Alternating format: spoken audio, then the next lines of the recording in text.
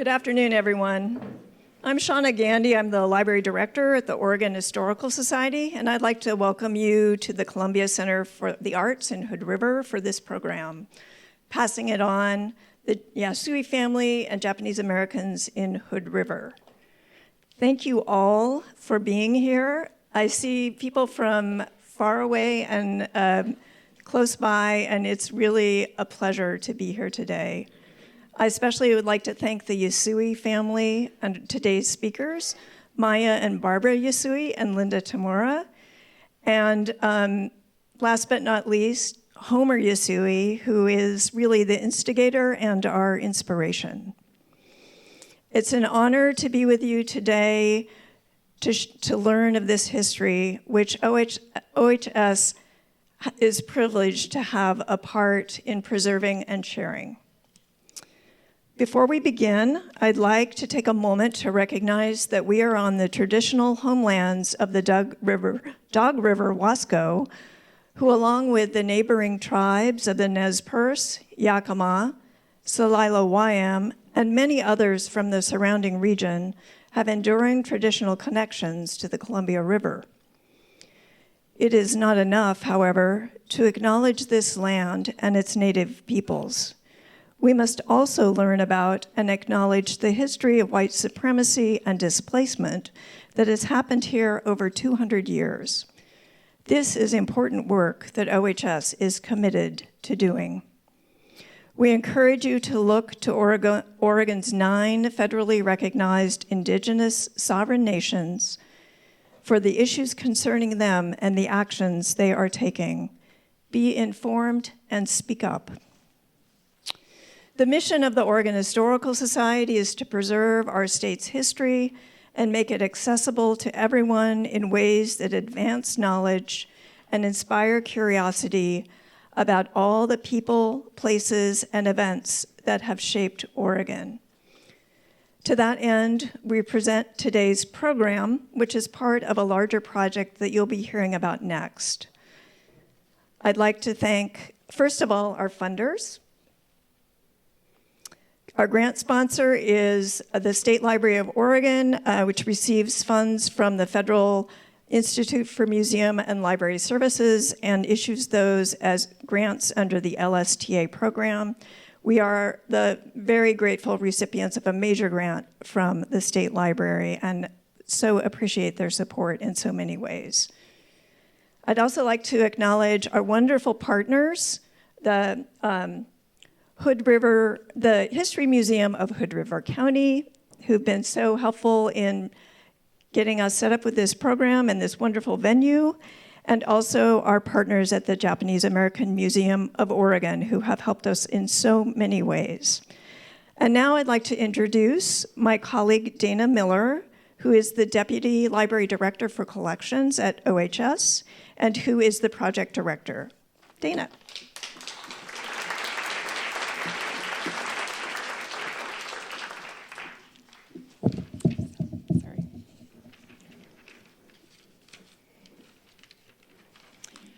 So thank you, Shauna.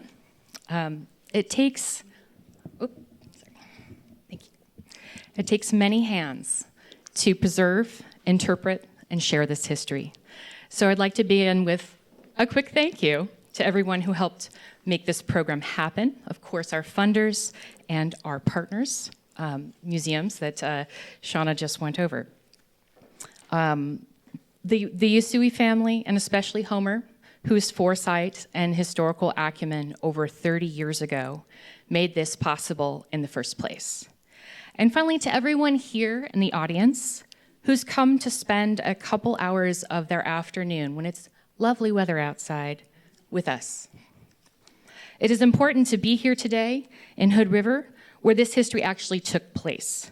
The Japanese American experience, especially under the policies that led to World War II incarceration, is an under-recognized part of U.S. history. Many of us did not learn about it when we were kids in school, but we had to learn it later. That's one reason it is so vital to have public programs like this one, and why it is so special for OHS to hold the Yasui family's collections. Led by Homer, the Yasui family made an intentional choice when they donated this collection to OHS in 1991. At the time, the Japanese American Museum of Oregon was not quite yet formed. Homer and his late wife, Mickey, would be among its co-founders only a couple years later. OHS can be considered a mainstream historical institution, with its early legacy steeped in a pioneer narrative that, if the sole focus is far too narrow a version of Oregon's history, because Homer Yasui and his family collected and preserved their artifacts and documents and donated them to OHS, we are able to share a broader and more inclusive perspective, a more accurate story. And those of you who visited us in Portland in the past may have seen artifacts from the Yasui Brothers Store that were part of a permanent exhibit for over 2 decades.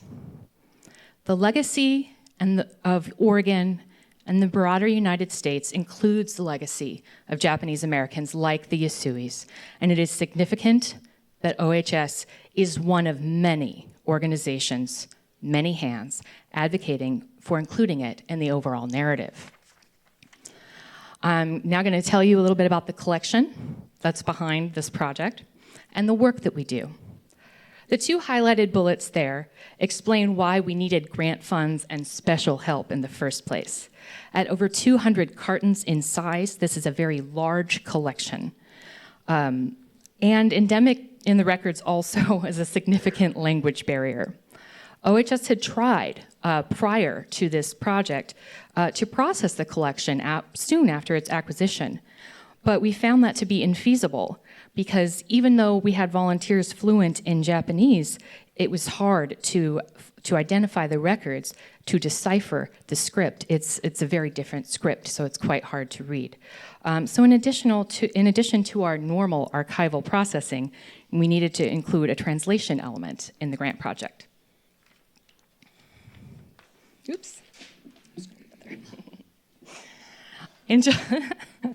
In July of last year, Cassidy Whetstone was hired on a temporary basis through the grant to work exclusively on the Yasui Business Records collection.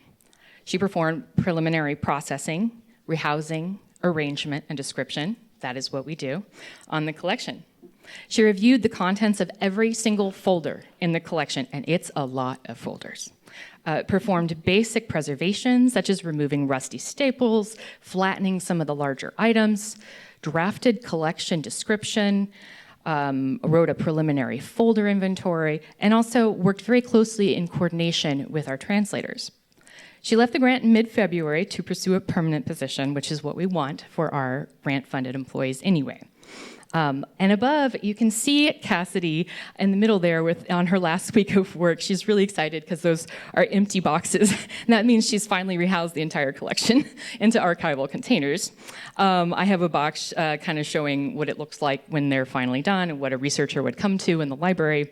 And then a snapshot of just not even the whole collection, but a good chunk of the collection on the shelf. And so and actually some of the staff here, I'd like to call out Jeffrey because he's just such a wonderful help. And we're currently now knee-deep in the process of finalizing this work, cataloging it, encoding the collection description, and writing a detailed inventory so that that will be on OHS's catalog and regional and national online research tools so that you all or somebody as far away as Japan can actually find it. So, as I said before, we knew that we needed Japanese translators, but not just any translators would do. Our friends at the Japanese American Museum of Oregon referred us to a special team of translators who had worked for them on a previous project to translate pre-World War II newspapers. Yoko Gold, Naomi DeFeli, Mami Kikuchi came in on last September as translation consultants, and we are incredibly lucky to have them. For the first 5 months of the grant, they came to the library twice a week to review Japanese materials in the Yasui collection, focusing on, only 40 boxes identified as likely to be of greatest historical value. They worked as a team, interpreting and discussing documents, summarizing the contents of folders so that Cassidy could accurately list them in the inventory, and To the right, you can see flagging individual documents deserving of full translation. They are now translating a selection of the highest priority documents, which will be delivered as part of a product of this grant project. And we have other documents also flagged for future translation work, permitting time and resources. And you will see some of their work here today and, of course, in the future online. Yoko, Naomi, and Mami are here today as our honored guests. And they're dedicated. Thank you. That was the intention.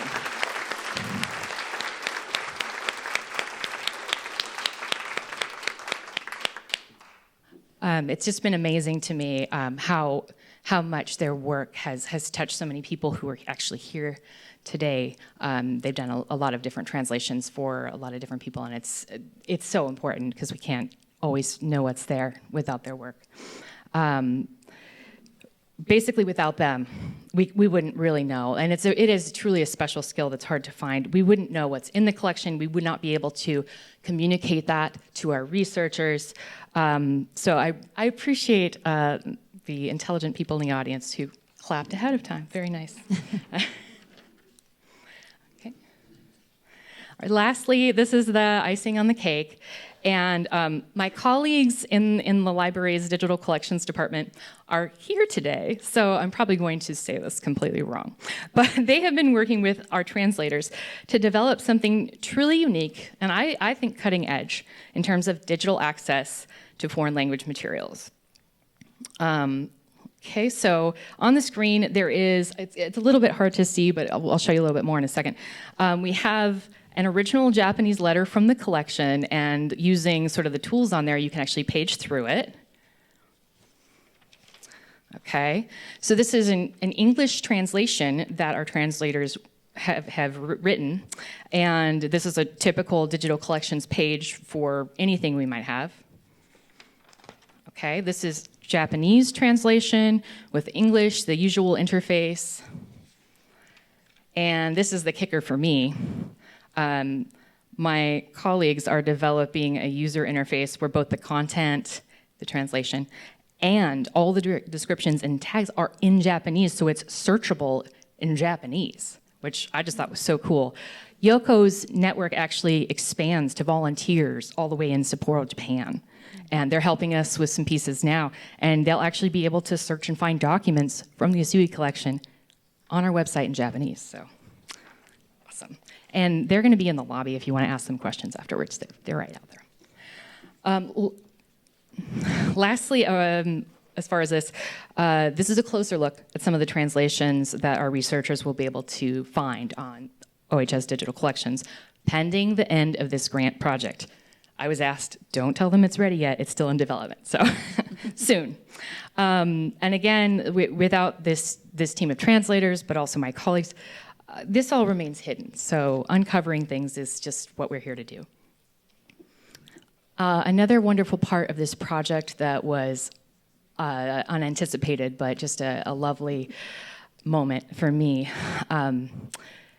Doing this grant project allowed OHS to renew its relationship with the Yasui family, and there you can see Barbara with Homer.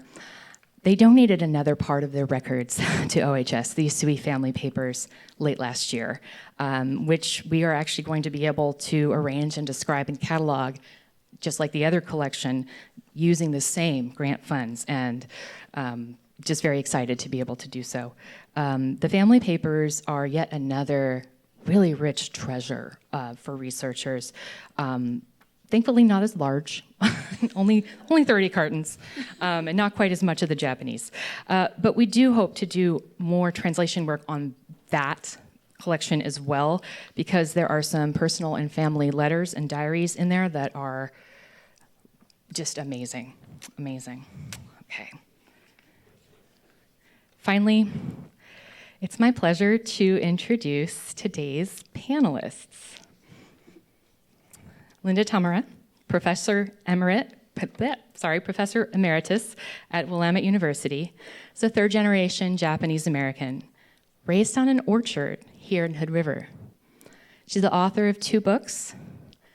They appear on a resource list if you guys want more. They're going to be at the desk when we're done. and she's a co-editor-in-chief of the Oregon Encyclopedia. Anybody who knows this topic will tell you, you need to talk to Linda. Barbara Yasui is also a third-generation Japanese American, born and raised in Portland. She is a retired educator, trainer, and community organizer. She is the daughter of Homer Yasui and granddaughter of Masuo Yasui, whose collection we have, and much more. Maija Yasui was born into a family of Hood River Valley orchardists of Finnish ancestry. She attended Portland State after marrying into the Yasui family. After a lifetime of farming, Maija is an activist who serves on the board of the Min Yasui Legacy Project. Actually, all of today's panelists, not only do they have deep roots in this history and this area, they are all advocates and activists who inspire us to do more. And we have a little treat for you. Wanted you to have an opportunity to hear from Homer Yasui, who is himself a historian. Today's program is named after a series of family histories that Homer wrote called Passing It On. After you leave here today, I hope that you will also pass on what you learned. So the first question is, why did you spend so much time and effort trying to find a permanent home for the artifacts and documents from the Yasui store, and then spend over a year cataloging and inventorying everything?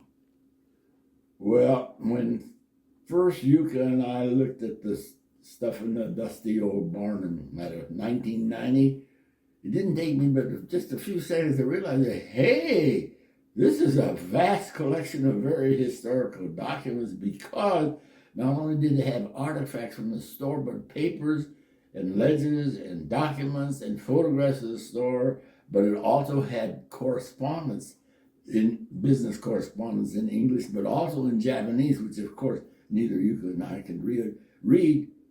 But I immediately recognized that, hey, this is historical because it's a microcosm of a history of a store, of an ethnic store in a little town in the county of Hood River. And as such, it's got to be unique because there's a huge amount of stuff there. And I think, oh man, this is historically very important, because ethnically I knew it was very important. And that's why I spent a lot of extra time and effort trying to find a good permanent home for our collection, because I knew that this is not likely to be replaceable, because there were other organizations like Shin Saburo Ban and Masajiro Furuya, and I don't remember anybody ever saying that they've had a collection of their material. And they had Japanese stores in Japanese community, but there was nothing like that. Okay. And what is your vision for how the collection will be used in the future? So what would you like to see happen with it? Well, I would like to have at least parts of it permanently saved and displayed periodically, to give an example of how one ethnic community, in this case Japanese in Hood River, grew up, what their lives were like. But in a microcosm, the story of the Yasui family store actually tells the history of the Hood River Valley Japanese Americans too, because essentially it's narrating the history from around 1908 until 1942. This is almost, well, around 40 years. And that's mainly when the Japanese came to the Hood River, around 1900, but shortly after that, the Yasui Brothers Store started. So this is a very unique ethnic history of a family, but also of a people in the Hood River Valley. And I think, to me, that's very important.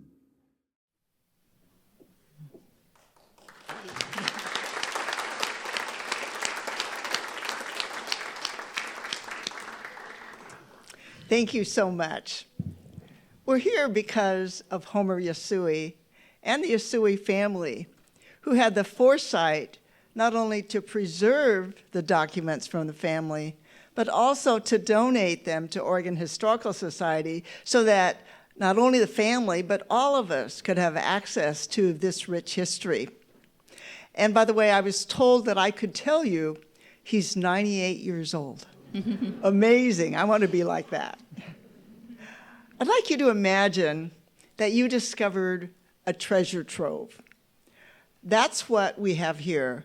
The Yasui collection of more than 200 boxes with 400,000 pages of documents, plus hundreds of archives. This is really the hidden history of Hood River.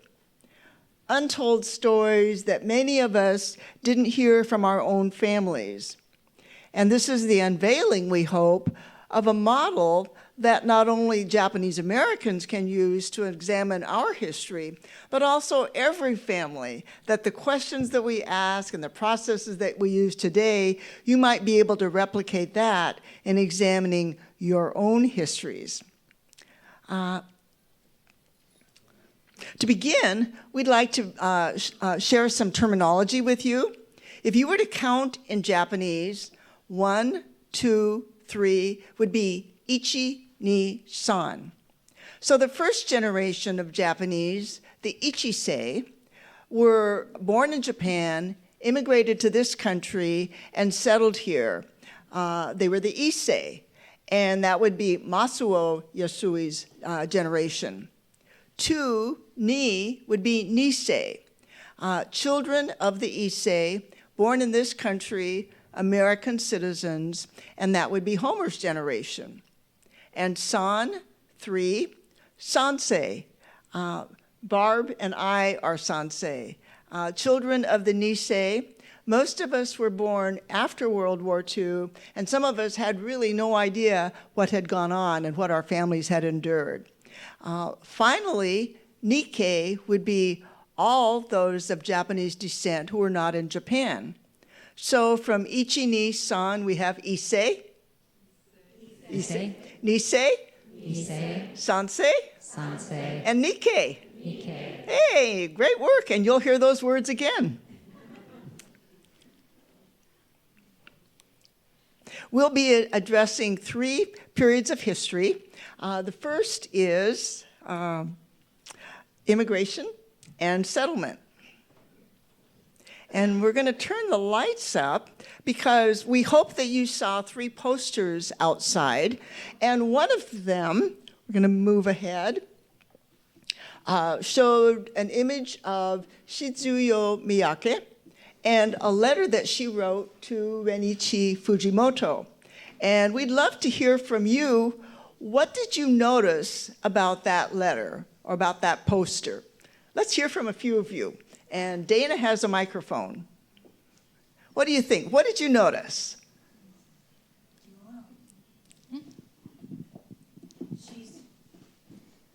The woman in the picture is dressed in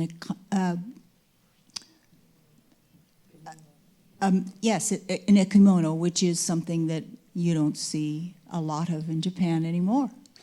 I mean, if you're walking the streets. Thank you for your observation. Right. Someone else. What do you notice?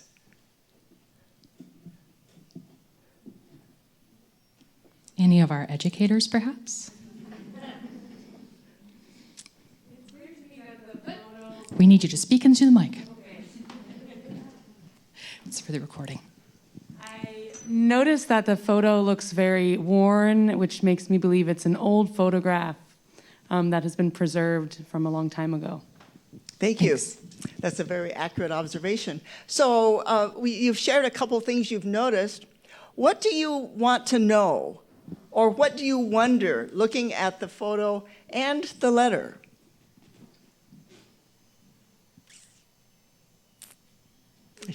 Right here?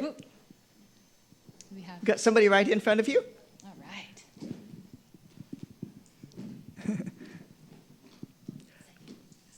Just who wrote it, and obviously someone who writes in Japanese calligraphy. Okay, thank you. We hope to find out right over here in the front. I'm wondering where the fruit paintings are. Okay, thank you. So thank you for your what you noticed and what you wondered. Let's find out. How did the Yasui story begin? Barbara. So this was a letter that was written by my maternal grandmother, Shizuo Miyake, to her future brother-in-law, Renichi Fujimoto.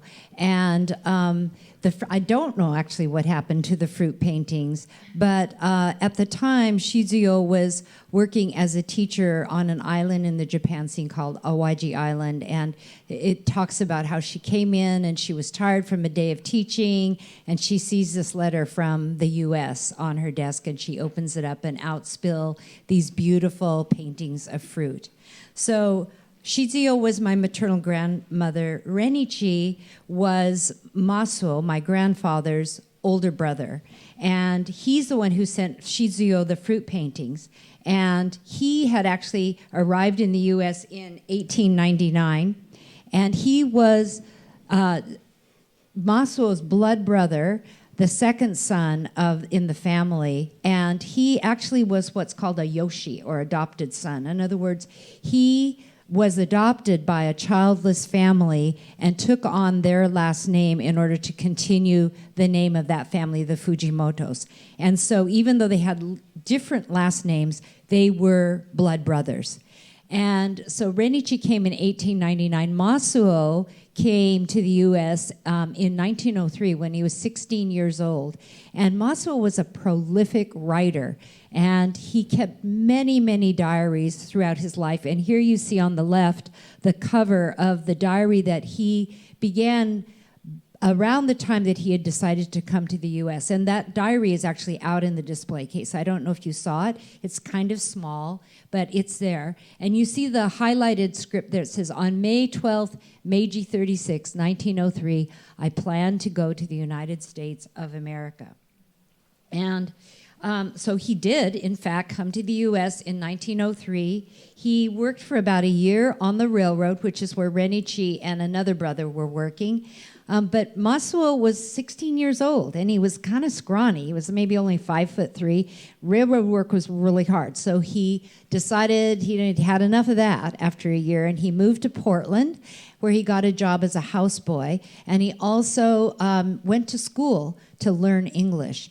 And this turned out to be really, really important, that he learn to read, write, and speak English fluently, because it made him unusual in that he could help other Nikkei when somebody needed a translator, needed to deal with written documents, and it also helped him become a liaison between the Nikkei and white communities. So it was an important skill for him. Around the time that this letter was written, he started a courtship with Shizuo Miyake. So you saw her picture earlier. And although Masuo had only an elementary school education, Shizuo was well educated. But they started this long-distance correspondence. They had grown up in the same village in Japan. Their families knew each other. And so she was not a picture bride in the sense that they didn't know each other at all. Their families knew each other. But in 1912, he proposed to her long distance, and she accepted. And, actually, I skipped over this part. Sorry. So backing up, in 1907, this is how he got to Hood River. In 1907, while he was living in Portland, he went to Hood River to solicit donations for a Japanese float that the Japanese community in Portland wanted to put together for the Rose Festival parade. And so he came to Hood River to get donations. And here you see him. He's on the left in his Rose Festival finery, and the person on his right is Katsu Saburo Tamura, who's Linda's grandfather. So they obviously knew each other from way back, and Masuo liked Hood River so much that he thought, you know what, I want to move there. So next slide.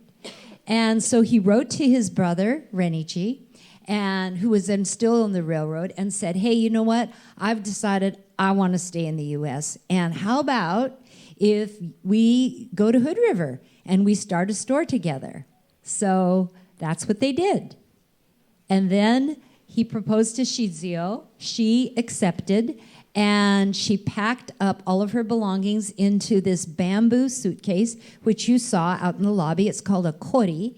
And she took all of her worldly belongings, put them in that bamboo suitcase, and came to the U.S., arrived in November 1912 in Tacoma. Masuo met her there. They had a second marriage because they'd been married by proxy in the United States, in Japan. So they got remarried again, second time in Tacoma, and then Masuo brought her to Hood River, where they settled down.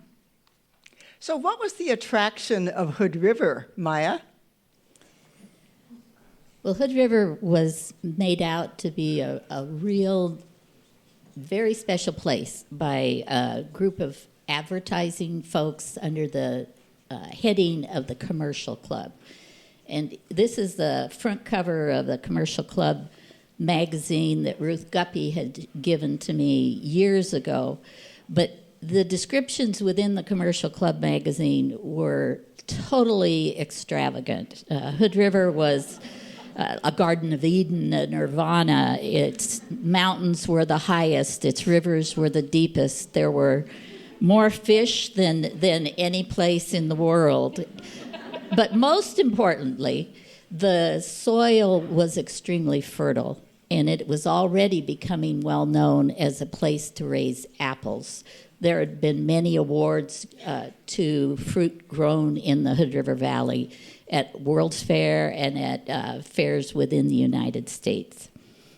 So, and we're doing this so that the slides move, but somebody told me that this emoji is not good. So if there are young folks in there, disregard that. This is a white-haired person gesture.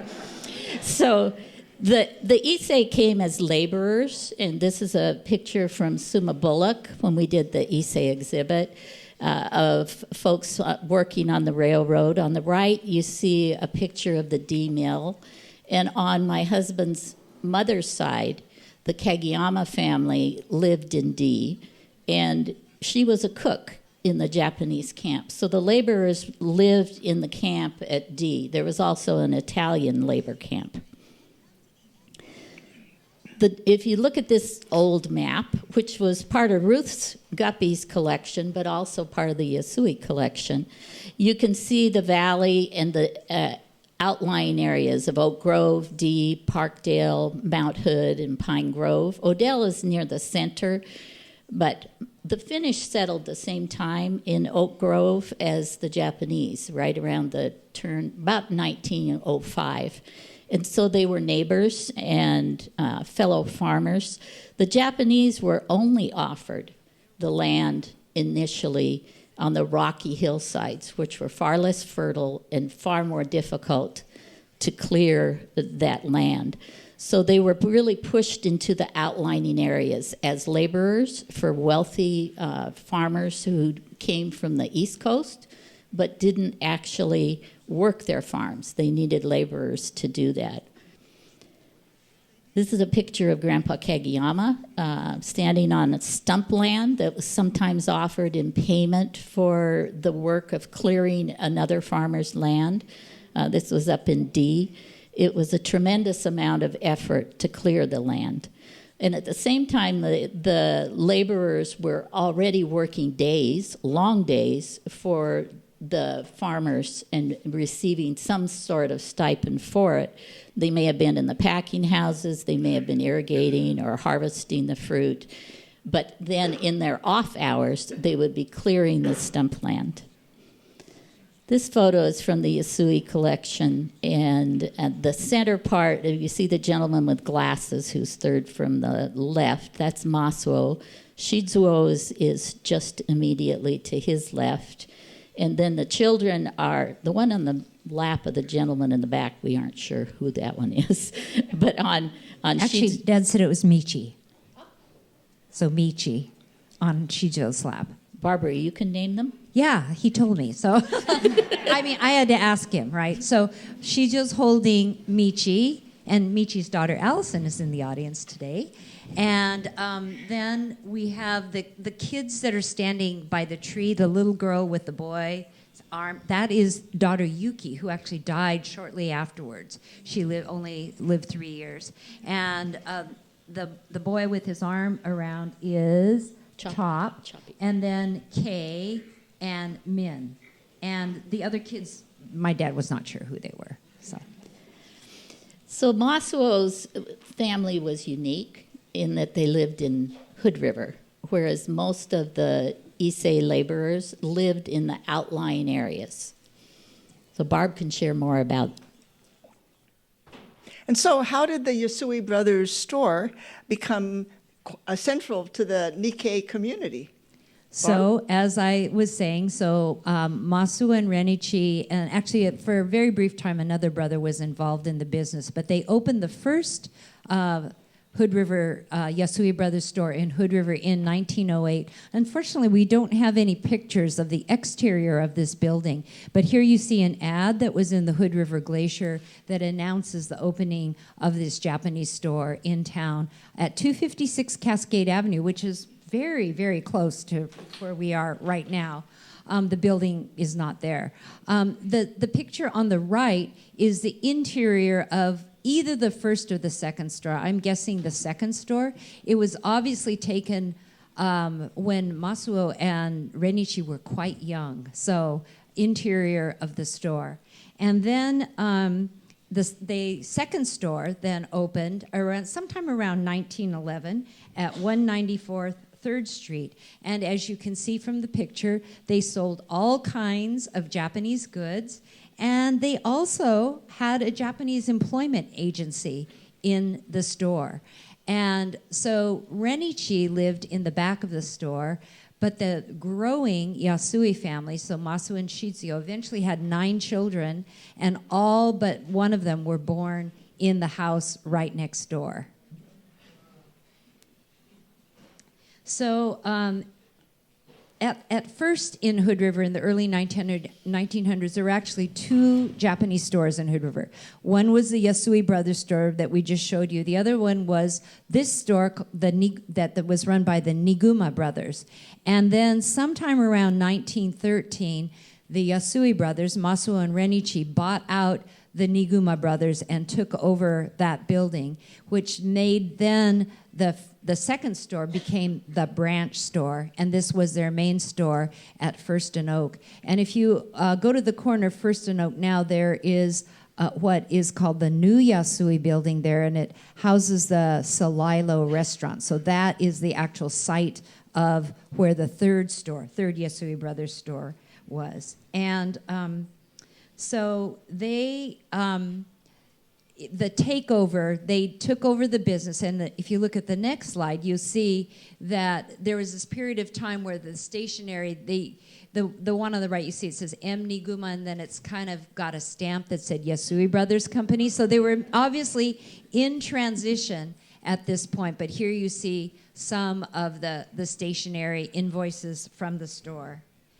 And as with the first and second stores, the Yasui Brothers store served as a supply depot for Nikkei in the valley.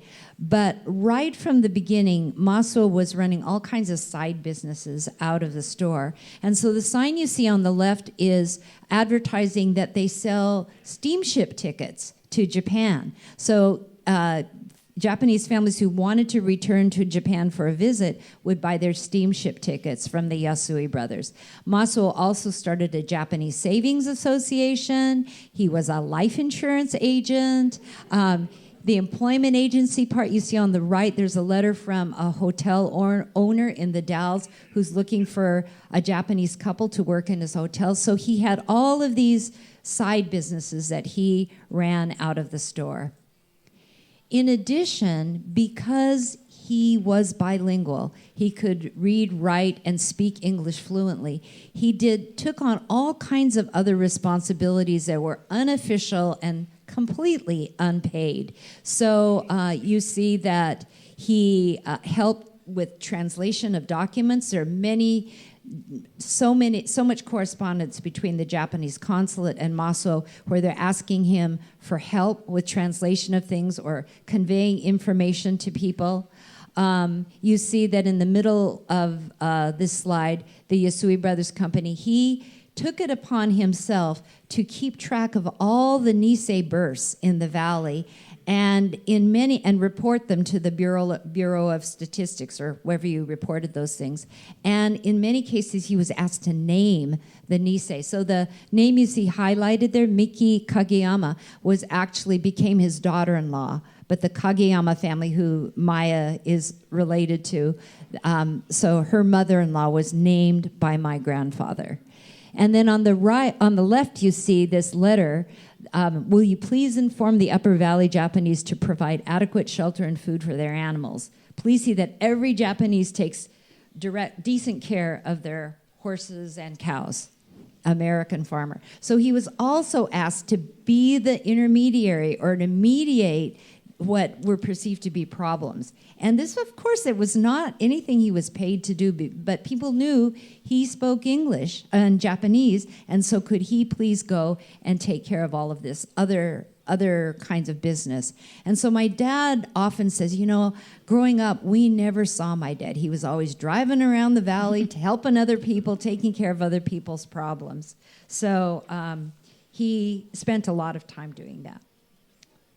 So what might you buy at the Yasui Brothers store? So Barb? as you can see, it is chock-a-block full of things, right? All kinds of stuff.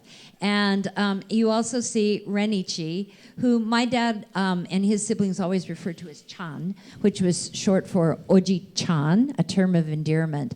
And so Chan, or Renichi, was the one who managed the day-to-day operations of the store. And so he was there every day. I want to say 6 or 7 days a week, greeting customers and talking to people and selling stuff. And they sold all kinds of Japanese goods, as it said. Another kind of cute story about Chan is that he, unlike his brother Masu, was not bilingual. He did not speak very good English. And they also, in addition to Japanese customers, they also wanted white customers to come and buy Japanese curios. And so people would come in to buy something and would be talking to him, and he wouldn't really understand, but he'd say, "Datso? Datso?" And so one of the customers said, "Oh, let's call him Uncle Datso." And so they started calling him Uncle Datso, and then the name stuck, the nickname stuck. And so many people called him Uncle Datso, not out of any kind of malice or really poking fun, but as a term of affection. So here you see some of the ads and signs for the store. Renichi hand-lettered many of them. For sure, the one that says extra fancy Japan rice, 1 pound for 3.5 cents. Oh my gosh, what a bargain. These were some of the signs in the store. And as you can see, they were trying to cater as well to a white American audience because they were open evenings until Christmas. And we're going to just show you a few artifacts from the store, and they're out in the display cases. So this is Chinaware. They sold a lot of this. Now, my dad, when he was going through this stuff, he thought, oh, this stuff is just not my taste. It's way too florid. And he said he didn't like it at all. And then later he had second thoughts. But this is a China teapot, the cup and saucer. And it's interesting because it's a Western-style cup and saucer, which is curious to me, because, it's Japanese, and Japanese don't drink tea out of a cup and saucer. The item on the left next is a newspaper holder. And the Issei enjoyed coming into the Yasui Brothers store and reading Oshu Nippo, Kashu Mainichi, and Rafu Shimpo. They sat on wooden benches in the waiting area by a potbelly stove and could also greet each other there. This item you may recognize as an abacus. And if you're like me, you know what it is, but you don't know how to use it. Homer tells us that even though the Yasui Brothers store had an updated Burroughs adding machine, Chan had more faith in his abacus than he did in the adding machine. And according to Homer, he said, anybody who's watched a good abacus user can be amazed at their speed, and Chan was pretty good. Turns out I had spoken with a community member who told me that as a youth, he went to the Yasui Brothers Store, and he confessed. The proprietor got out an abacus and started pushing all those beads, and he was working so fast, I didn't trust him. So after I left, I got out my paper and pencil, and I figured it out myself. He was correct. So the desk here, Maija, can you tell us about that? Yes. What I want you to know about the desk is it belonged to Uncle Dotso. It's resided for the last 80 years, since 1941, within the Tunis Wires family. So there were 3 generations. And it was returned to us, I believe in November, by the 3rd generation of Tunis Wires.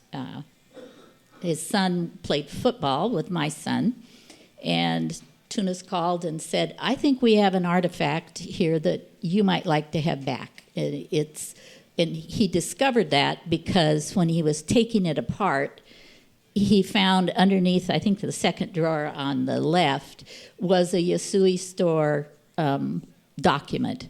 It also had a number of numbers, which he was sure must have gone to the safe that was in the Yasui Store. And there were also envelopes from the Yasui Store in it. And so we were able to coerce my son and his fellow student to lug that thing into our basement last November. And we are pleased to donate it to Oregon Historical Society. It was this very center of the Yasui Store where Renichi held. The other item that you see on top of the desk is the scales, and those scales could be seen in some of the previous pictures, as well as the candy jars. But what's most significant to me about the candy was a story that Ruth Guppy told me. And Ruth was a historian from Hood River many years ago and actually roomed with my Aunt Ellen in business school. And Ruth said that as a young child, she was frightened to go into the Yasui Store. It smelled funny, it looked funny, and the language spoken there was not something she was familiar with. But she was kind of a spunky little kid, and she went in one day on a dare, and Uncle Dotso had given her a piece of candy. And that bridged the gap at early in the 30s in terms of other children starting to go into, because she'd bring one friend after another in to get their piece of candy. But Barb has shared with us. So this is one of the apothecary jars from the Yasui Brothers Store. There's another one up on the desk. And we filled it with candy. And so we invite you, as you are leaving today, to go up to the desk and look at the papers. There's some replica documents there and some stamps. Take a piece of candy, and then we'll put this one out in the lobby. So please help yourself to a piece of candy from the apothecary jar. Thank you. So how did the Issei farming flourish, Maija?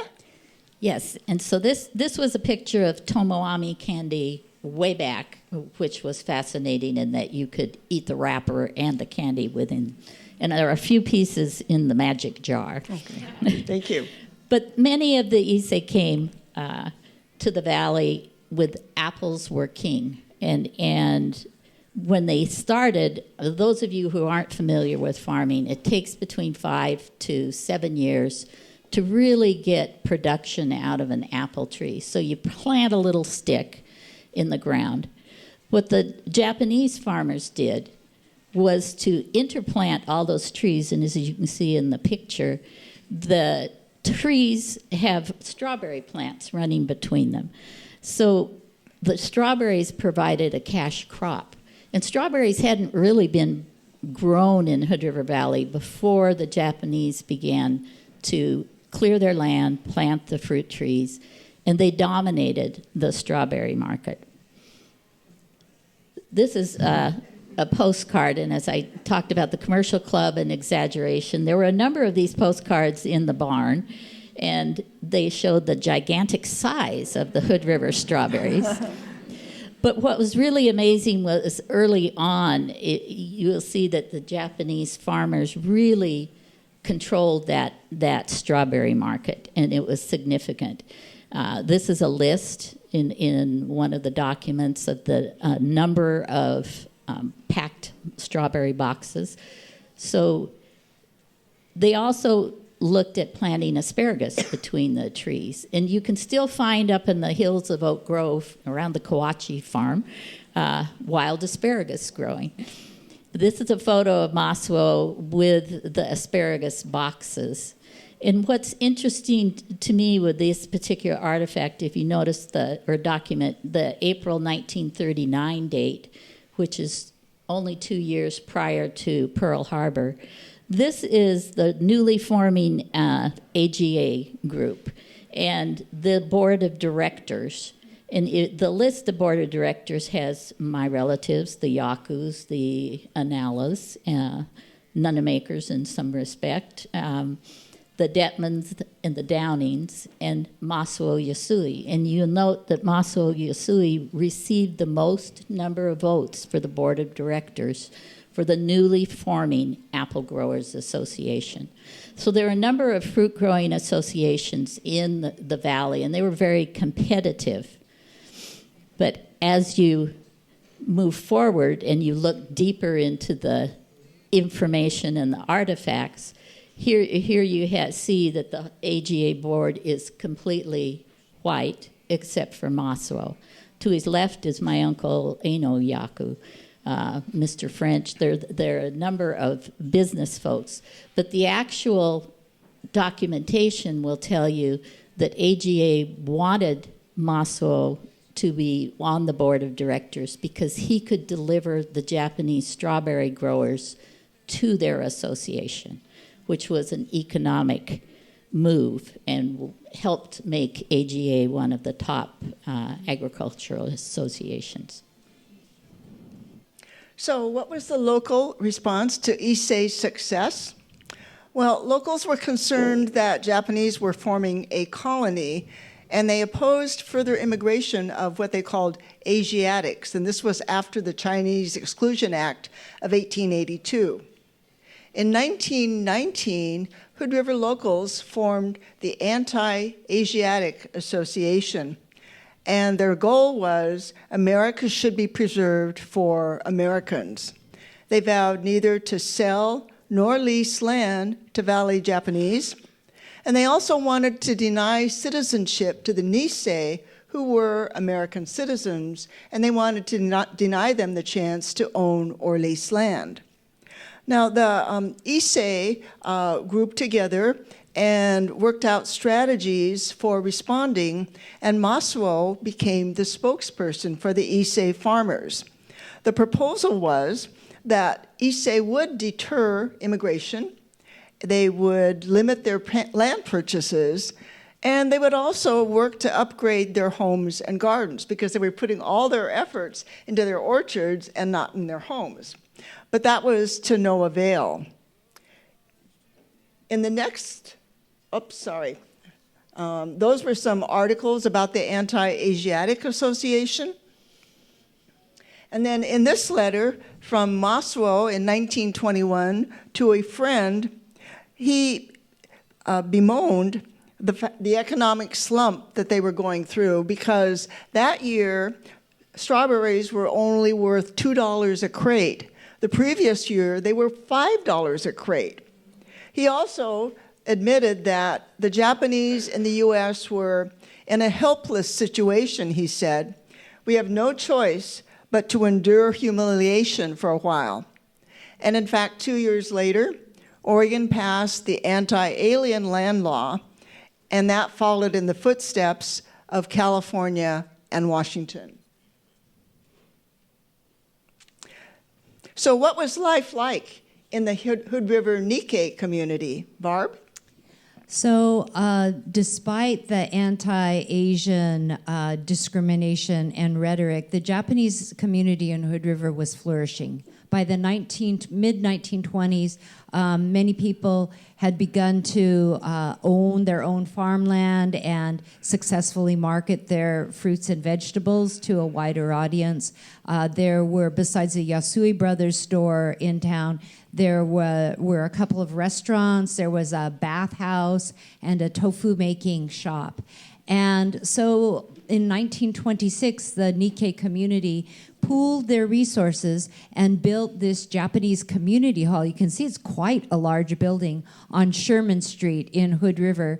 And this became the de facto social center of the Japanese community. It was used for many purposes. So Japanese language classes were held here.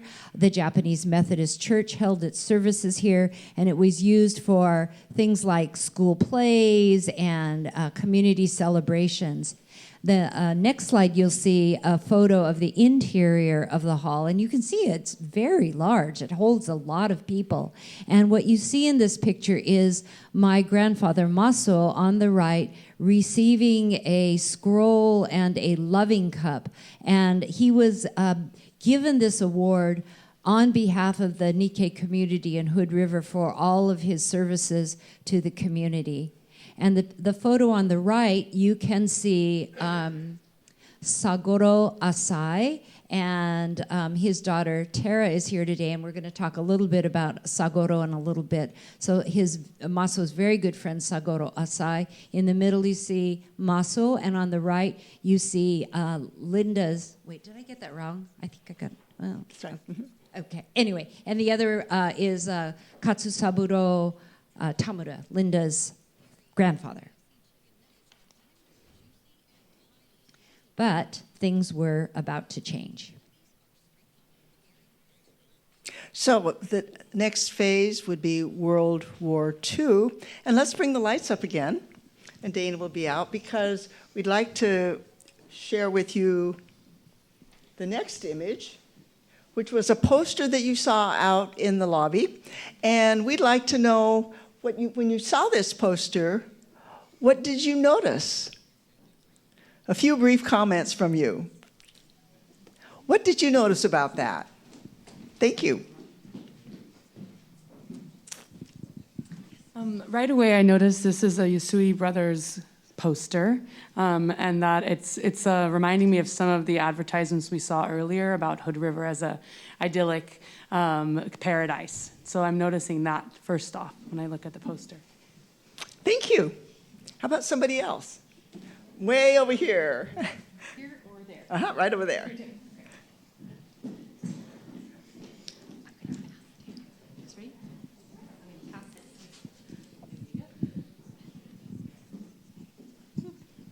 I noticed that the calendar is stopped at January 1942. Thank you. Very significant. Now we're wondering, what more do you want to know? Or what do you wonder?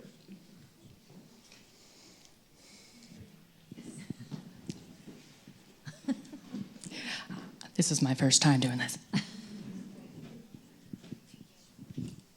Given the date, did any of these get distributed? Thank you. May I? Here? I can say we have a whole box of them. So no. This is Dana's exercise regime. Going back a little bit, was there something going on in Japan that brought the migration? Okay, and we'll address that. We're actually going to address that at the end. We have a Q&A. So thank you very much. So we do have a box of these, and I think somebody alluded to that. One more? When I saw these, I said, wow, these are pretty significant. They're bamboo. Those would have had to have been ordered before December 7. Okay, thank you, Chip. So what were the wartime consequences for the Yasui family? Barb? So 5 days after Pearl Harbor, Masuo was arrested and taken away by the FBI. And here you see excerpts from Yuka Yasui Fujikura's diary. So Yuka was the youngest of the 9 Yasui children. She was 15 years old. You see a picture of her here down in the bottom left. And if you look in the middle page, it says December 12th, 1941, FBI men come to take Dad away to Portland, later to Missoula, Montana. So this, in some ways, reminds me of sort of Anne Frank's diary, around the same age and keeping a diary of what's happening to her family. So Maswa was arrested and detained in Portland briefly, and he was deemed to be a, quote, potentially dangerous to the public peace and safety of the U.S., unquote. And he was detained in 4 different Department of Justice camps in the U.S., first taken to Missoula, Montana, then to Fort Sill, Oklahoma, to Camp Livingston, Louisiana, finally to Santa Fe, New Mexico. And he spent the bulk of his time in Santa Fe. Next slide. And here you see him in the middle there with a group of Issei prisoners in this Department of Justice camp. And what I really want you to notice is the caption at the top of the photo. It's not saying this is a Department of Justice camp. It's saying this is a college of horticulture. So just to think about that. And Linda's going to talk a little bit more about the power of words and the vocabulary that we use to talk about these kinds of things. I just want to make a very, very brief mention of my uncle Minoru Yasui. We could do a whole presentation and more about him, but for those of you who are not familiar with him, my Uncle Min was my father's older brother. He was a young attorney working in Portland after Pearl Harbor. He knew, because he was an attorney, that there were a series of laws that were passed directed only at people of Japanese ancestry. One of them was a curfew law that said that if you were of Japanese ancestry, you could not be out on the streets after 8 p.m. And so he knew that this was unconstitutional, and so he set out to deliberately challenge it. So he walked the streets of Portland for hours after 8 o'clock, trying to get arrested. And he actually went up to a policeman and said, "Hey, here's my papers. You see, I'm Japanese nationality, and it's past 8 o'clock, and so I need to be arrested. You need to arrest me." And the policeman said, "Oh, Sonny, go home. You're just going to get in trouble. Go home." And so he couldn't get arrested. So he walked around for several hours, got really tired, finally went to the police station and demanded to be arrested, which they obliged. They arrested him, threw him in the drunk tank where he spent the weekend. And eventually he spent 9 months in solitary confinement in the Multnomah County Jail. His case went all the way to the U.S. Supreme Court, where he lost. But ultimately, his conviction was vacated. And in 2015, he was posthumously awarded the Presidential Medal of Freedom by President Barack Obama. And yeah.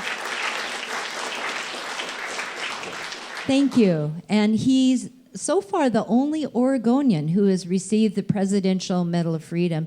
So subsequent to that, the Oregon State Legislature declared every March 28th, which is the day that he walked the streets of Portland, as Min Yasui Day. And this was celebrated just a few weeks ago at the Japanese American Museum of Oregon in Portland. And if you haven't been there, go there. It's a wonderful museum. And you will find, if you go there, the actual jail cell where my Uncle Min spent 9 years in solitary confinement. So what were the consequences for the Yasui Brothers Store and the Nikkei community? And by the way, that calendar. Maija?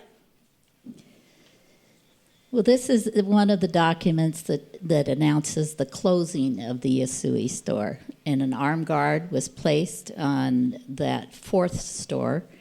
There were no items allowed to be sold, and for a period of time until later in March when they had a fire sale. So know that the items from Japan were not in high demand during World War II, nor were many of the things that they had in the store, and they sold for pennies on the dollar.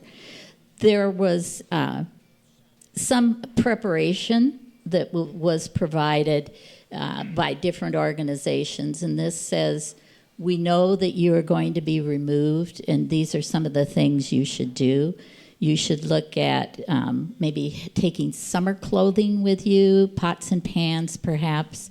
But the larger consequence of the Nisei population, which was about 10% of the population in Hood River County, was that they had to divest themselves of their farms, either by sale or by lease to other farmers, that they would sell their cars, their furniture. They had an option of perhaps storing them with friends, but friends were sometimes hard to come by. Masuo owned or partially owned about 1,000 acres of farm from Viento up through Mosier. And some of that farmland they lost just prior during the Depression, but they had to figure out what they would do with it, along with the other farmers. The assets were frozen, so you didn't have access to your money in the banks. The leaders were arrested. Families had to register. Initially, it said warning to Japanese nationals. These were the Issei, the first generation who were denied citizenship. And they were saying, we request you to remain on your premises. You can't leave your homes. The curfew was set. You stay in your home from 8 p.m. to 6 p.m. or 6 a.m. And so April 18th, the Yasui store closed, but it had a sale. And those items were then either left in storage, we believe in the bottom of the store where Uncle Dotso lived. But there were other restrictions as well. There were travel restrictions. You could not go up the gorge or down the gorge past any of the dams because they were considered areas that needed to be secure. There were no gatherings of 3 or more, and no Japanese could be spoken. It's really a template for how you keep folks in line, how you control them, and how you help them move into a certain point of action. Can I ask a question? Yes. If you could go back, or the center, the center brochure said that the Japanese nationals in Issei could not leave unless accompanied by an American citizen. That did not include, yeah. Good question. So American citizen is a code word for a white. White. Yes. Yes. It didn't include their children who were citizens by birthright. So what was it like leaving their homes for the unknown? Maija?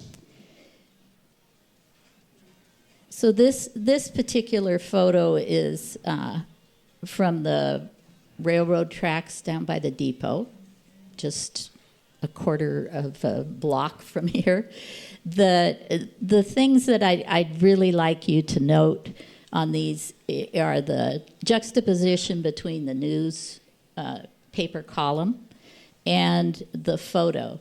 So know that you are sitting in the American Legion Hall and there were 60 soldiers, and this is one of them, who were here in this hall for about 3 days prior to the forced removal.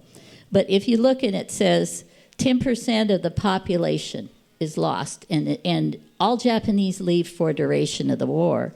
And then you read further and it says a colony of Japanese were ordered with the object of eliminating all representatives of an enemy race. This particular photo came from a movie that was discovered. And just a sidebar, and they keep us on these notes because Maija would tell you 1,000 stories, and so we're supposed to be on time. But you look at the rail cars there now, and they're very similar in looks.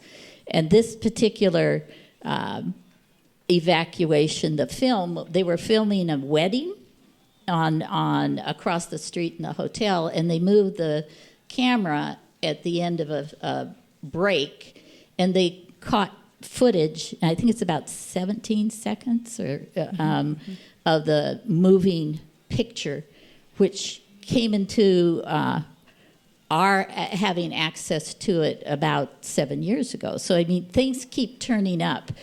But in this particular photo, you see Uncle Homer with the hat circled. But if you note the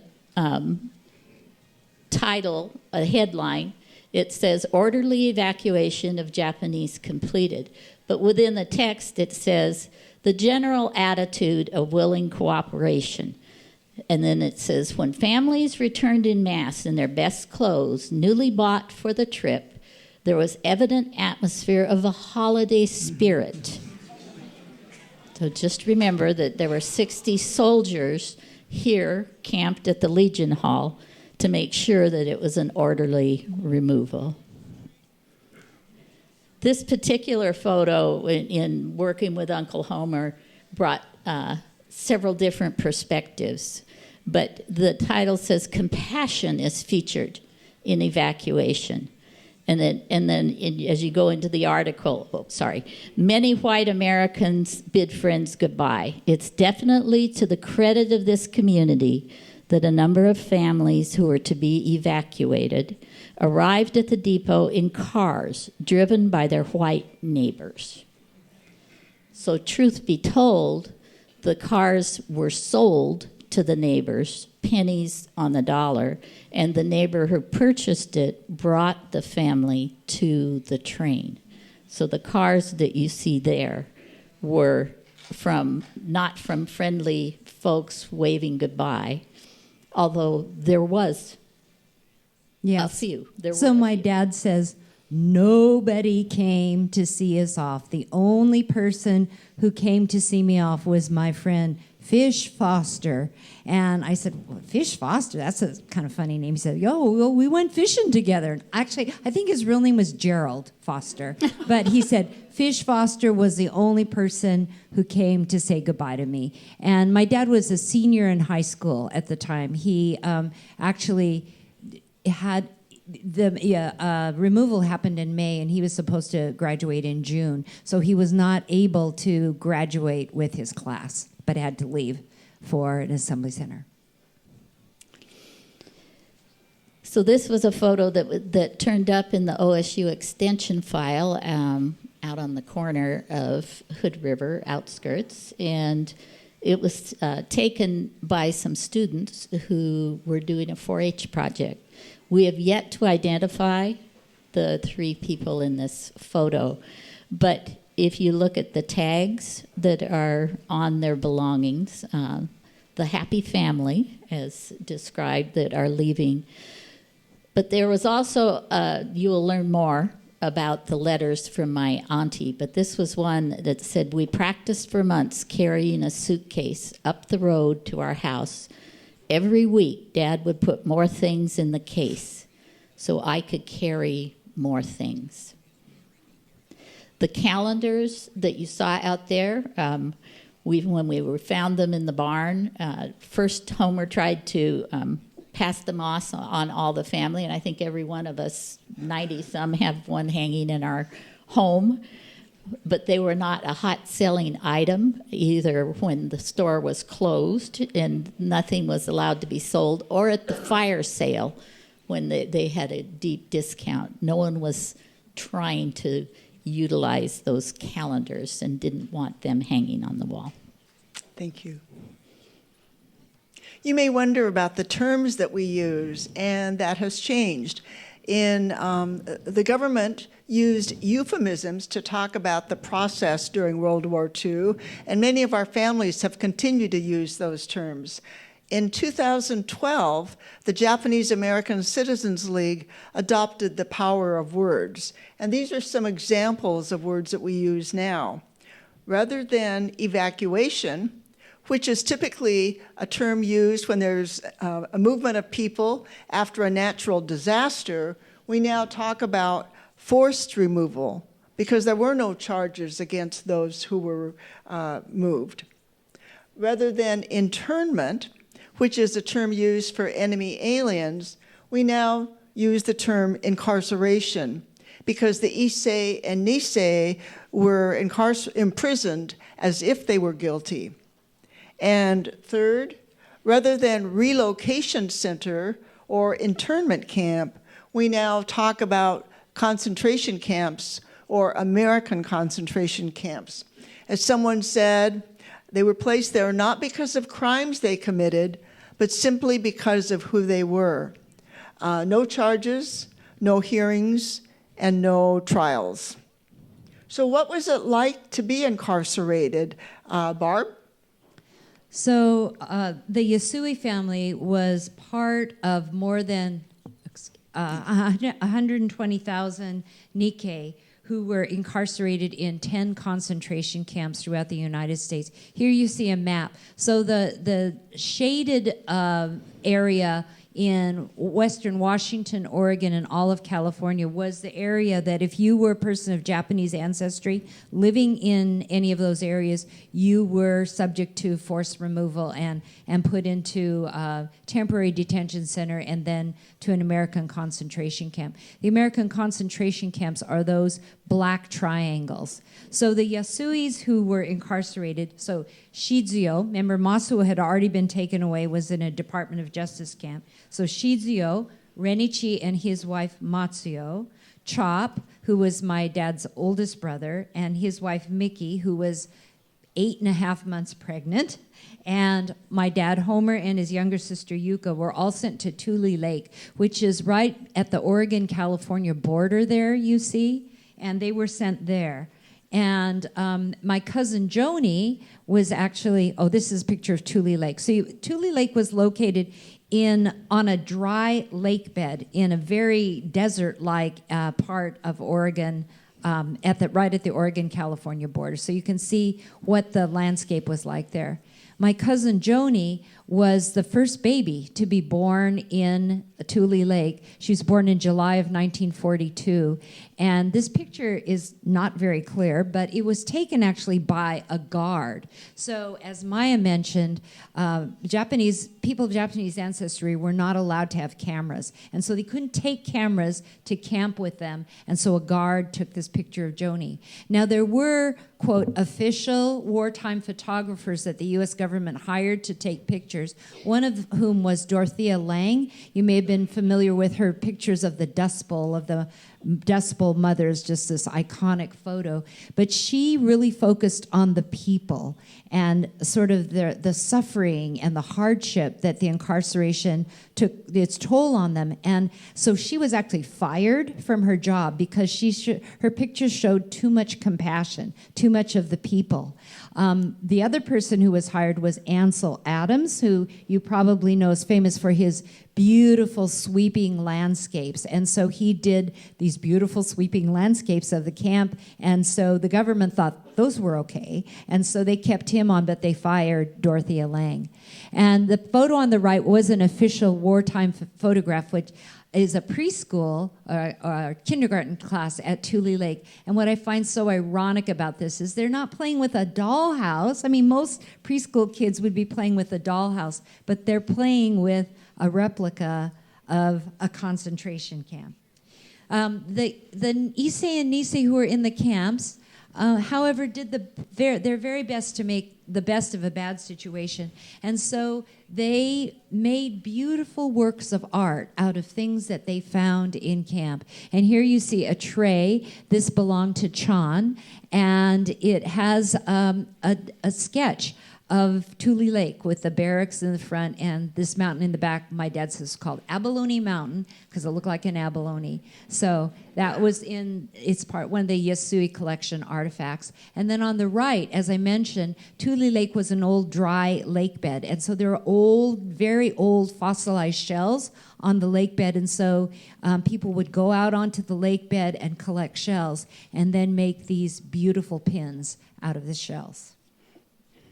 So within the anti-climate, were there allies, Maija? There definitely were. And there were, I had three kind of epiphanies during my life. One was the discovery of our homestead in Oak Grove, where it was filled with artifacts from Japan, many belongings. And I was about 12 then, and I had no idea what it was. But my aunties were all school teachers in Oak Grove and Parkdale and the D area. This is one of my youngest auntie, Vienna, who was a school teacher in the 30s and 40s at Oak Grove School. And prior to that, there was Elma, Evie, Lois, and Kay, who all taught school in Oak Grove as one of the starter schools, all of Finnish ancestry. But as the years progressed, as the Japanese families grew, they became a lot more visible. And so you can see in this, I believe it's about 1939, this class, you can see the number of Japanese students she had. Oak Grove was a grade 1 through 8 at that point, and Vienna was a principal. And she had asked, when we knew that there was going to be a forced removal, she had asked the superintendent whether or not the students could graduate. There was an 8th grade step up, and she wanted to provide the materials. Teachers are so instrumental in shaping how children grow and how people feel about themselves and their community.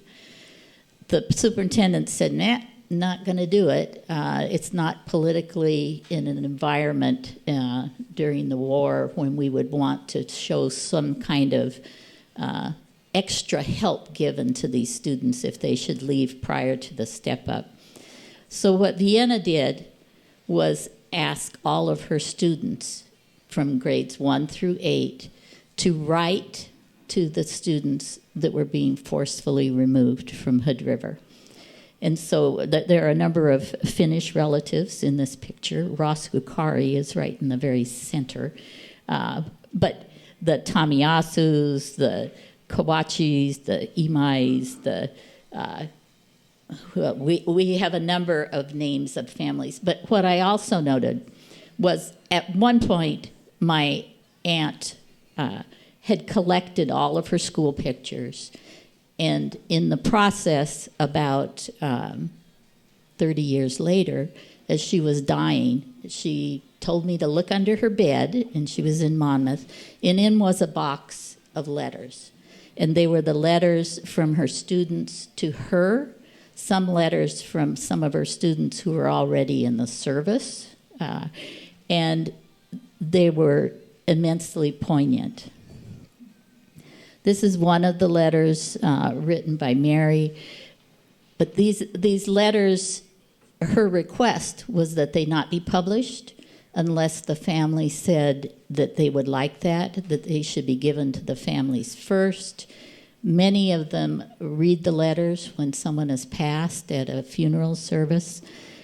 But many of the letters are tremendously moving. And from the mouths of young children really came the changes. One of these talks about, we saw that dogs were being shot.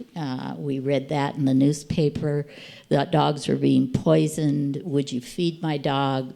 Would you put flowers on the grave in the cemetery? Honoring your ancestors is very significant.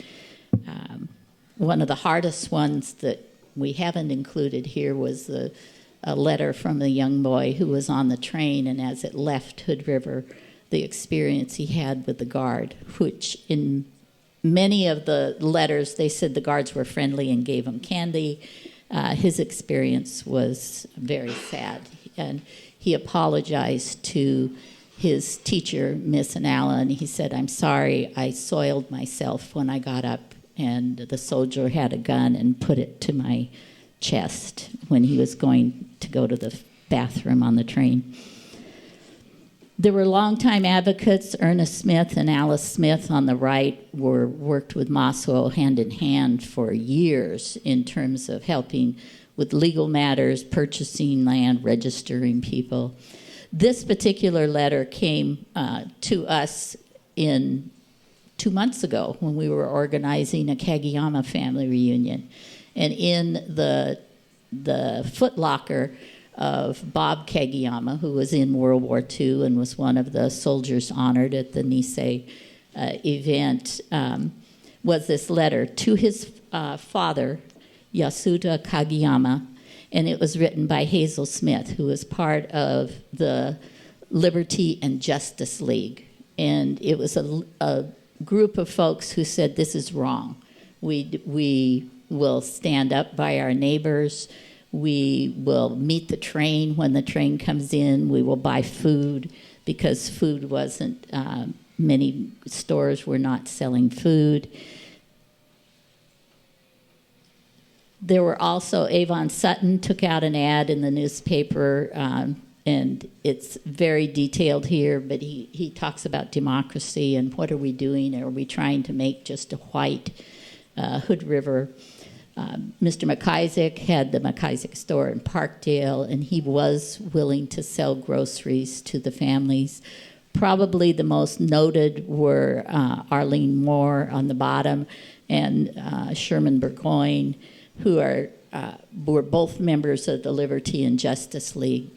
But Arlene Moore was a stalwart advocate from the 1900s on. She stood up for Native Americans and the Japanese Americans. Her store was located directly across from the 4th Yasui store. And Mrs. Bailey was from Parkdale, and she was with Shizuo in several of the events that were planned in Hood River. She loved the culture. She helped to do some flower arranging to show the neighbors. So there were members, but they paid the price. And I think that it just shares the importance of standing up and taking a stand, but you're not always ensured that that stand is welcome at different times in your life. Thank you. Our third phase is post-war and resettlement. We have a Q&A at the very end, so we're just going to wait. Keep going. Okay. No, you go. You go? Okay. The question is, what was the community response when Nikkei were allowed to return? This is the county courthouse that was downtown Hood River, and then it became a bank at one point. Along the side outside of the courthouse, you'll see an honor roll, and it included the names of more than 1,800 who had served in our country's armed forces from the Hood River area. On the evening of November 29, 1944, the names of 16 were whited out, and they were all names of Nisei soldiers. That incident brought national notoriety to our hometown.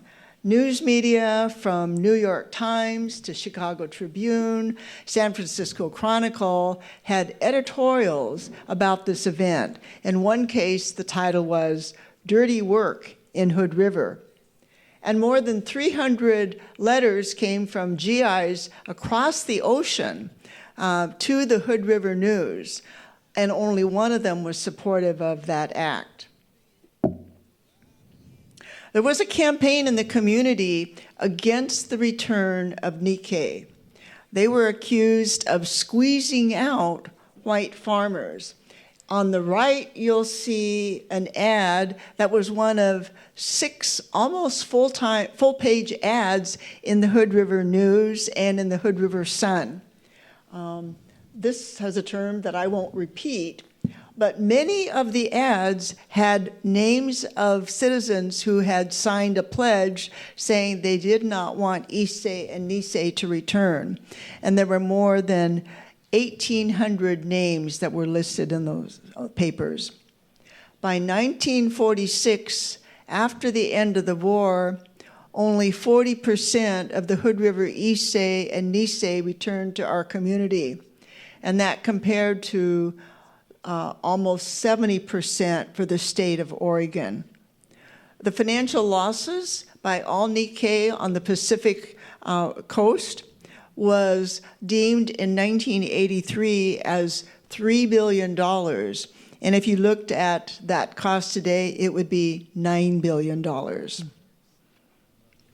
So our third activity and our third involvement of you relates to a letter that Masuo Yasui wrote to his friend Saguro Asai in January of 1946. This was after he was home after being imprisoned.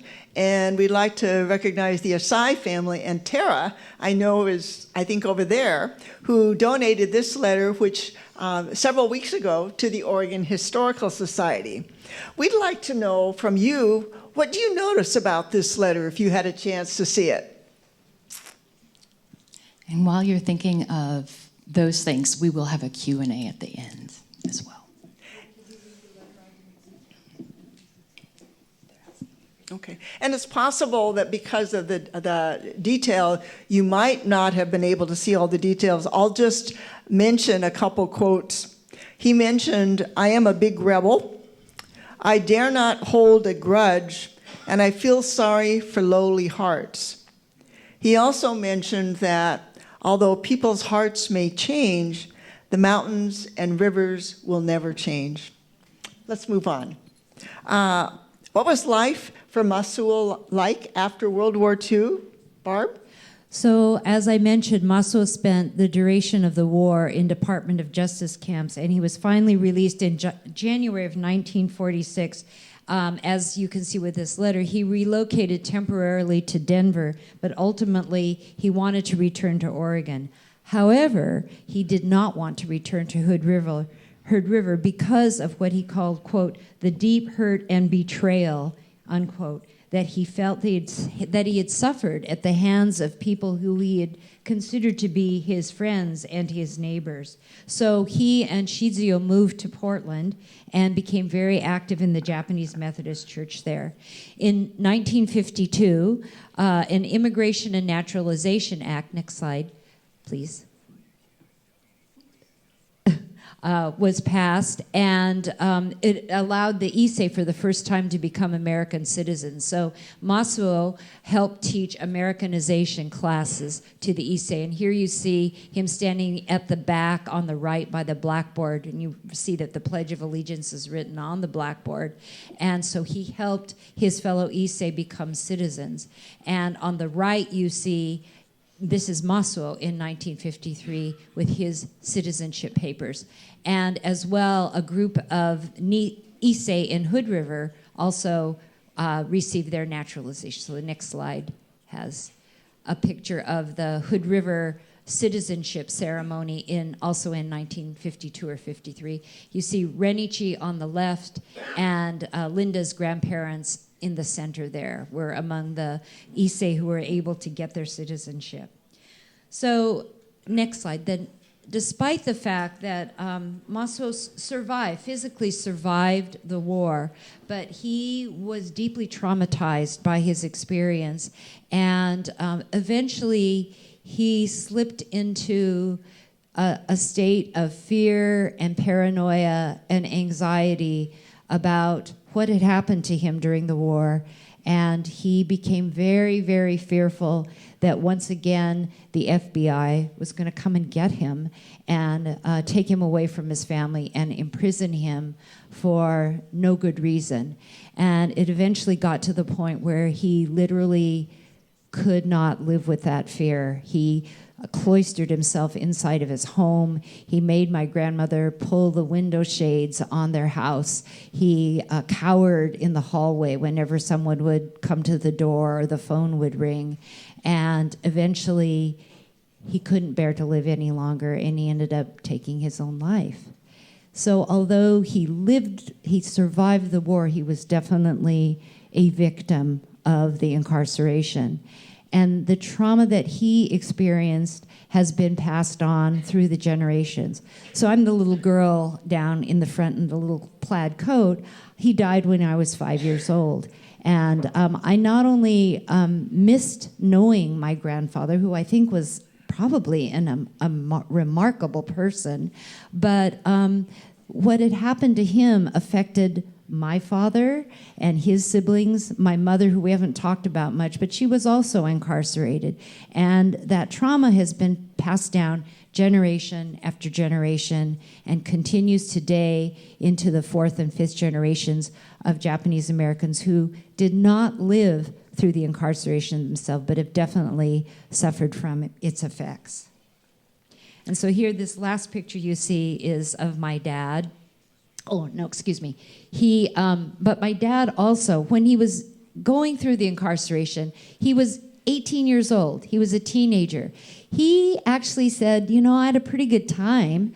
For the first time in my life, it was summer when they were taken away. He said, for the first summer, I didn't have to work. I didn't have to work in the fields I could run around. I could play baseball, go to dances, hang out with my friends. I started smoking. I never had to eat dinner with my family. It was great. His mother was alarmed. She thought, I got to get this kid out of here. And so she arranged for him to leave the camp and go to Denver, which he did. And so he said, at the time I was young and stupid. I didn't know, I didn't realize the implications. But as he grew older, he realized that this was indeed a terrible injustice, particularly to the Issei generation. So he became outspoken in his support of Japanese American redress. He was the district governor of the Pacific Northwest District Council of the Japanese American Citizens League during this redress period, was able to go to Washington, D.C. to watch the signing of the redress bill. After 9/11, he also spoke out on behalf of Muslims who were the target of racism and discrimination based on religion. And he and my mother were also founding members of the Oregon Nikkei Legacy Center, which is now JAMO. So he became outspoken. And so the last photo of him, I just want to show that one, is here you see him as a 17-year-old teenager. This was taken when he was a senior in high school, just before Pearl Harbor, just before he was forcefully removed. And on the right, you see him now, a couple years ago, engaging in one of his favorite pursuits, which is hunting matsutake. And Maija is going to talk about how the collection came to be where it was when my dad donated to Oregon Historical Society. So Homer always thinks things started with him. And I would like to say, Uncle Homer, you were always outspoken. It didn't take an incarceration to make you outspoken. What I really want to stress to all of you is how things happen and how they come about at different times in your life. So I shared briefly that the attic of the homestead of the Inala place was full of these Japanese parasols and treasures. They were left in my aunt's possession for those who would return. And the families that left them, and what I discovered in 1962 in the attic, were items, the families who did not return. The letters of my aunt that came when she was passing was a third piece. It was a second piece of kind of like, oh my gosh, I need to know far more about this and to study it. And then when I first married my husband in 1970, there was a packing house behind us. There are 3 red barns on the Willow Flat Ranch, one of the farms that we were still in possession of when they returned from being incarcerated. And in that barn, thanks to a lady named Jane Franz, who was an antiquer, she went through the barn with me and she was like, oh my gosh, look at these amazing trunks. And she was ripping them open and she was like, this is amazing. And she was telling me the value of these old things. Now, some things were not valuable. There were thousands of ticker tape sticker circles off of an adding machine with a piece of rubber band around it that would fill a case this large. So I hope Oregon Historical Society doesn't have all of those. But But my husband, Philip Yasui, and his brother Tom were like, we're tearing down the packing house because the roof is sagging and we're going to plant some more trees. And Chop, their father, Ray Yasui, was like, yep, you need to plant more trees if you're going to make this farm productive. So they were ready to tear it down. And Jane was saying, these things need to be saved. So probably one of the larger fights that I had with my husband at year 7, and we've made it 52 years, but year 7 was, we need to move all of these boxes from the packing house that you're tearing down over to the red barn behind my father-in-law's house. And very reluctantly, they did, and it got moved into the barn, and I would say in 1975. And then it was rediscovered after Chop passed, when Homer and Aunt Mick came up and were told, here are all these items. But thank goodness that Homer had the time and the dedication and the wherewithal and what we think is a photographic mind to be able to add stories and depth to everything that they hauled out of those boxes and passed on to Oregon Historical Society. Thank you. These stories are so important, these documents, these artifacts, these photos, and the fact that you're here to share them too. Just to follow up on Barb's comment, there's a sociologist at University of Washington, Tetsudan Kashima, who's talked about social amnesia. And he said many of the Issei and Nisei didn't talk about it. They simply wanted to forget about it. And that's why so many of us, Sansei and other generations, don't know about the past, because our families simply wanted us to move on and forget. Another psychologist, Japanese-American psychologist, Donna Nagata, has talked about the effects, in fact, that are similar to PTSD. And so being able to share, to talk, to convey to others, again, is very important. And as with the title of our program, Passing It On, we hope that you'll not only learn and engage and want to know more about this period of time, but with your own families, we hope, too, that you'll take some of the questions and wonderings that we've had and examine your own photos and documents. Thank you very much.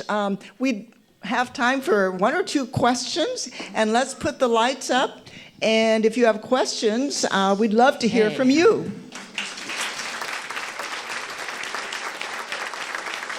So first, we're going to try and hit those 2 questions that came during the program. I was just curious if there was something going on in Japan that forced the migration.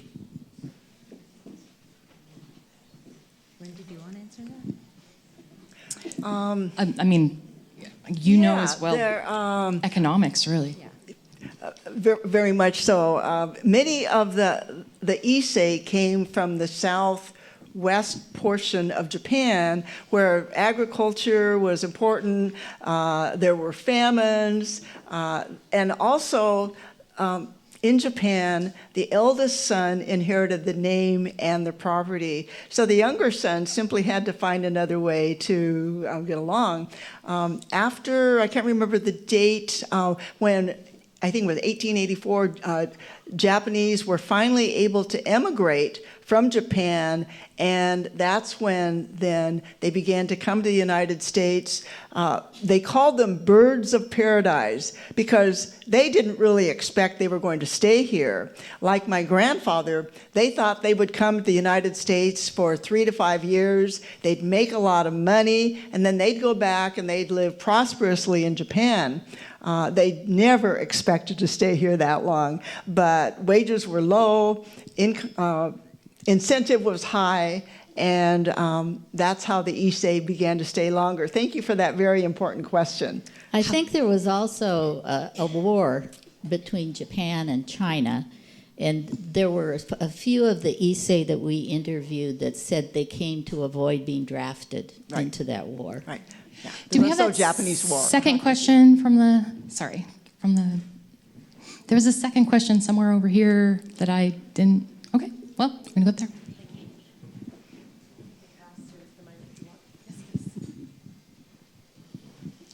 I'm wondering if anyone can speak to how and if this important Hood River history is taught in the schools nearby today.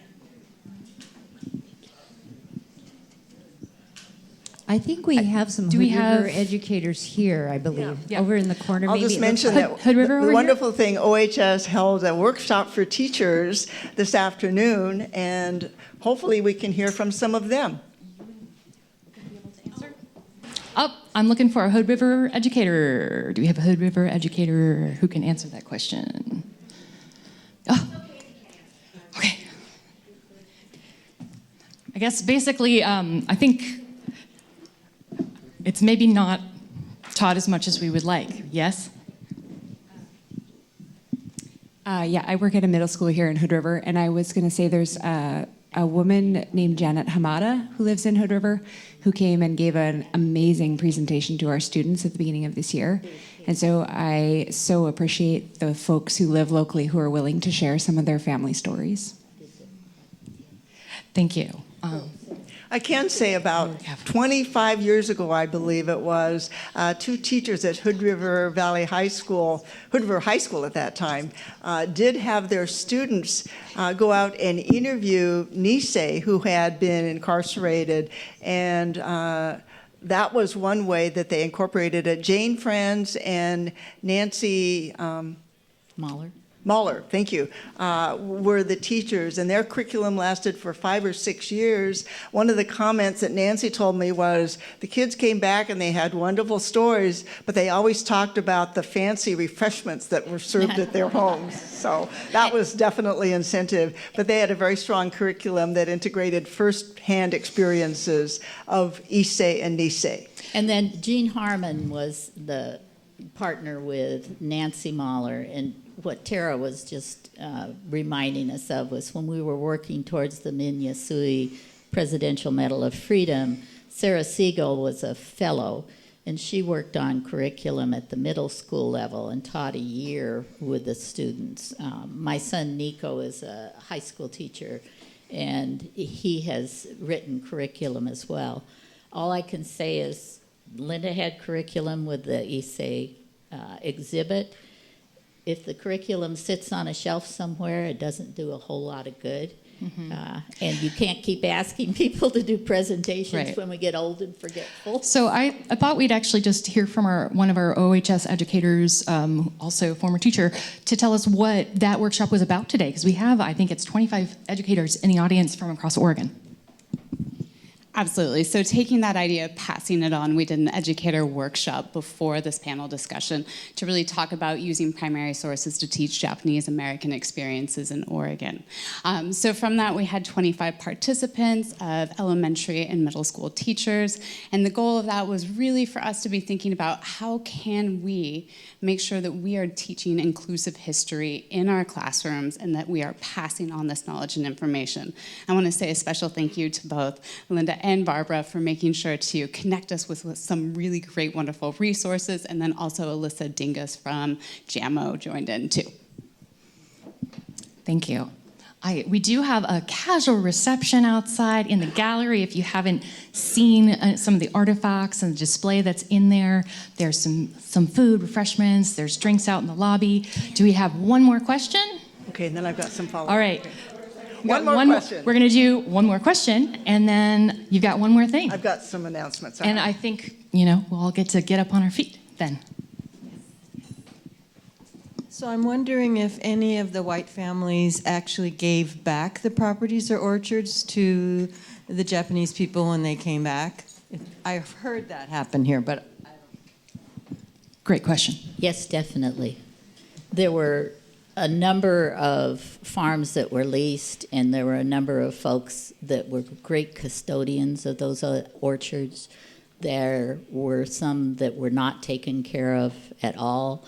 The Kageyama family in D, which is on my mother-in-law's side, they ran chickens and pigs in a house that Yasuda had built by hand years before. It was a mixed bag. I will also say that when Barb is talking about trauma and intergenerational trauma, that loss is significant, whether someone was incarcerated in the prison camp, whether they were taken as enemy aliens. Yasuda Kageyama, who you saw the letter for, even though there was Liberty and Justice League reached out to help them, and it made them feel welcome and that they could come back. He went blind when he was in camp, and he spent the rest of his life in a mental hospital.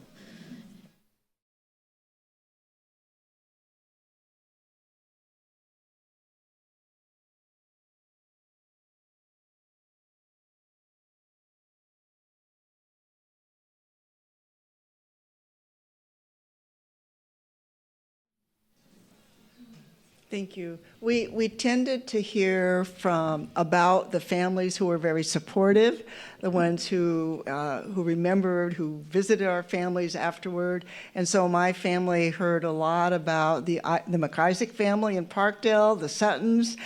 They did not speak about other families, and I think, again, they wanted us to grow up with clear visions of what our worlds could be and not to feel that we had something hanging over us. So I think while we grew up a little bit ignorant in some ways, we had to figure that out ourselves. It was important that they wanted us to have clear visions of what we could accomplish and what our neighbors and friends might be like. Thank you very much. I have some announcements before you leave, and we're so appreciative that you're here.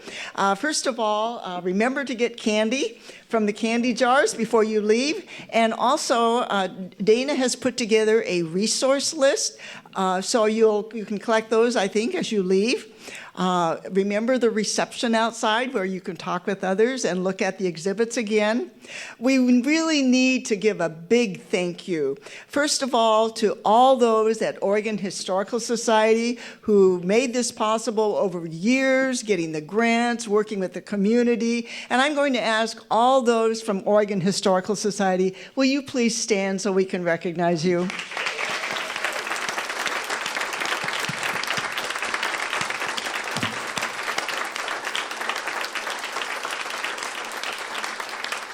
Thank you so much. We also have important partners. I know that James Rogers is here from the Japanese American Museum of Oregon. And I'm sorry. Oh, Lucy's here? Hi, Lucy. Lucy Capehart is the director of exhibits. Thank you very much for being here. And Anna Goodwin is the executive director of the History Museum of Hood River County, and she is somewhere. Thank you very much. It's important to have wonderful partners. We also thank Maija and Barb for your wonderful stories.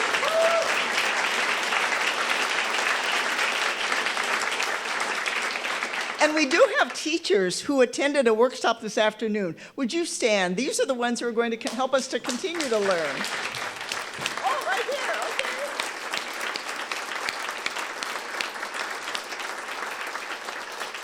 Thank you for taking your time on a Saturday. And to all of you, too, thank you for attending. We'd like to also thank Judy Wakamatsu Wold, who made the beautiful flower arrangements here, and you'll see them outside. We'd like to invite and encourage all of you to pass it on, the stories of the Yasui Brothers, the stories of the Nikkei community, and also your stories. And finally, one more thing. We are really indebted that Homer Yasui made it possible for us to learn and to continue to ask questions about these wonderful documents and artifacts. Homer is in Seattle. He's not able to join us today, but he will have a chance to view the film that will be made available to him fairly shortly. So one last request. We'd like to have the cameras facing this way, and would you all join me at the count of 3 in waving to Homer and saying, "Thank you, Homer." Sound good? Yeah. So where are cameras? Oh, there we go. Okay, 1, 2, 3. Thank you, Homer.